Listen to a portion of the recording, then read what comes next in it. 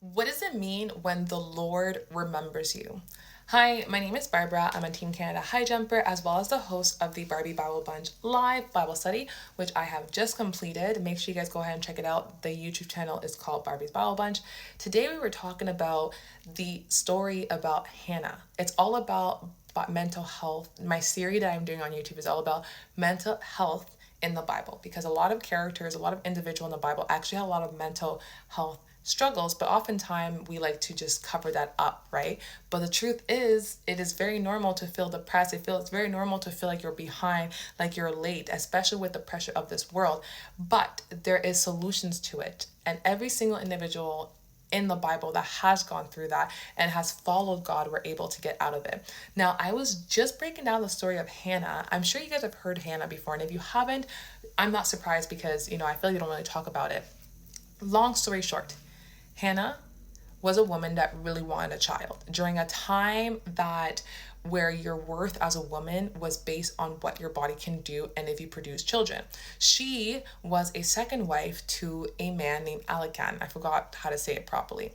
Penny, or whatever her name is, Penny was a second wife who had a bunch of child, had a bunch of sons and daughters, and would rub it in Hannah's face year after year after year.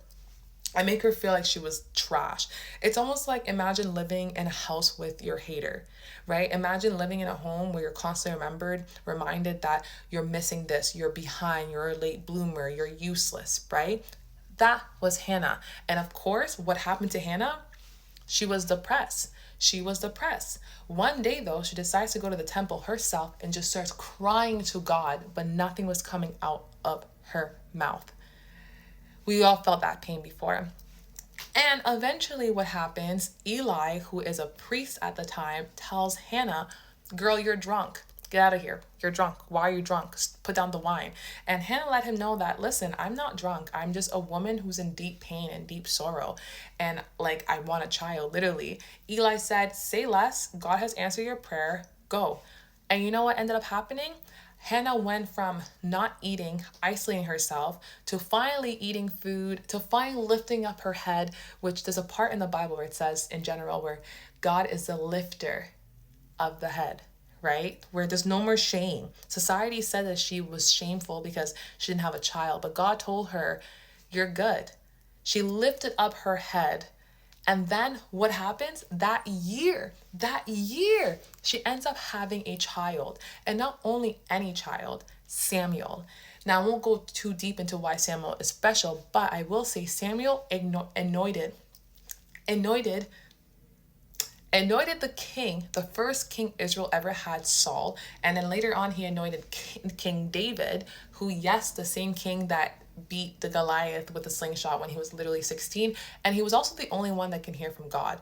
So not only did Hannah stayed persistent in her depression and believed God and trusted God and cried out to God, she didn't cry in the hands of her enemy. She didn't go and cry in the hands of Penene. She didn't cry. She went and found God. She went and cried at the feet of God. And it says in the Bible, in Samuel 1, chapter 1, I believe it's like verse 18 or something, maybe verse 27. Anyways, God remembered her. Now, here's the thing. God doesn't forget. And what does it mean when God remembers you? When God remembers you, it means that God moves. God acts. So God showed up for her and gave her Samuel. So if you're in a season in your life where you're looking around and everyone's being blessed, everyone's getting what they're asking for, and you've been praying and praying, you feel like your prayers are not being answered, this is your reminder, stay consistent. Keep praying to him, but believe that you've already answered, and God will remember you. He has not forgotten about you. He has not forgotten about the promise that he's made in your life. Trust.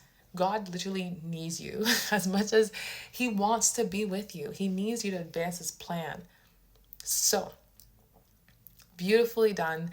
I do break down in terms of like how does Hannah get out of this depression state, because she was depressed. When you're isolating yourself, when you're not eating, when you're weeping bitterly, that's depressed. That's depression. That is how she felt. And this is not to belittle her, because I know for a fact we have all gone through that at one point. If you've ever cried in the shower because that's where your tears get hidden the most with the water, welcome to episode 9 of Still Chosen, the Bible series all about mental health in the Bible. Make sure you go ahead and subscribe to the Barbie's Bible Bunch. We are live every single day. I'll be live again at 10 a.m. for the Bible Bunch Fitness members, and again at 1 p.m. tomorrow Eastern time for the whole entire family, where we are breaking down mental health in the Bible, episode 10. I won't give you guys any sneak peek or anything like that, but make sure you guys hit that subscribe button so you guys do not miss a single beat. Remember, you can be depressed, you can be sad, and still called and still chosen by God. It doesn't disqualify you. And also remember, even if you feel like no one is hearing you, God is hearing those prayers. Trust, there is no prayer that goes to waste. All right, well, God bless. Love you guys.